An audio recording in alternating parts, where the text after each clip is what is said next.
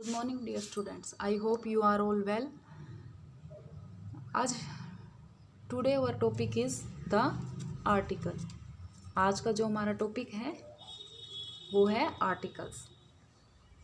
Articles को हम आज क्लियर ढंग से पढ़ेंगे। इंग्लिश लैंग्वेज में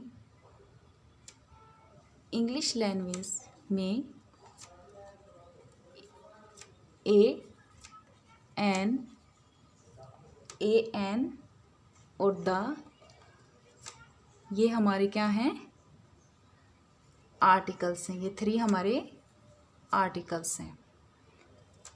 आर्टिकल्स को क्या कहते हैं? अगर शब्द। आर्टिकल्स कितने टाइप्स के होते हैं? आर्टिकल्स 2 टाइप्स के होते हैं। आर्टिकल्स 2 टाइप्स के होते हैं। कौन कौन से? Definite, second indefinite.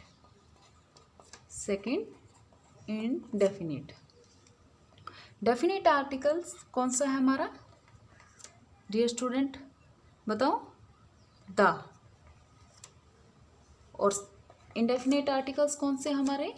ए और एन। ओके, अब हम इसको और भी क्लियर से समझेंगे। ए और एन को। A and an are the weakened form of one and are called the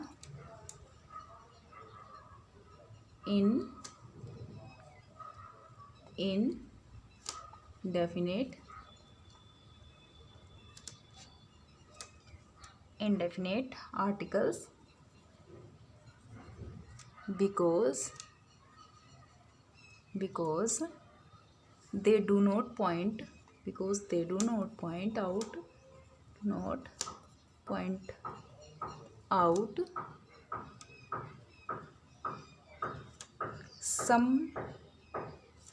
out any particular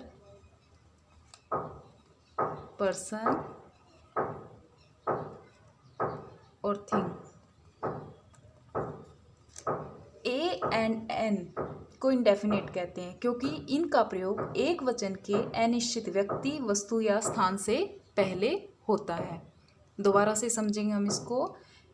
A N को हम इंडेफिनेट कहते हैं क्योंकि इनका प्रयोग एक वचन के अनिश्चित व्यक्ति, वस्तु या स्थान से पहले होता है। Understand all student? उसके बाद आता है हमारा द।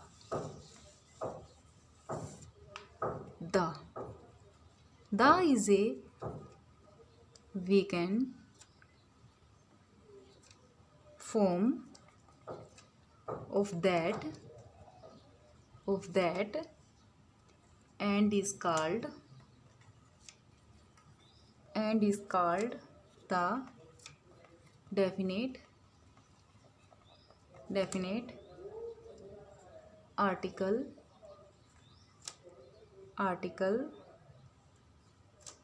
because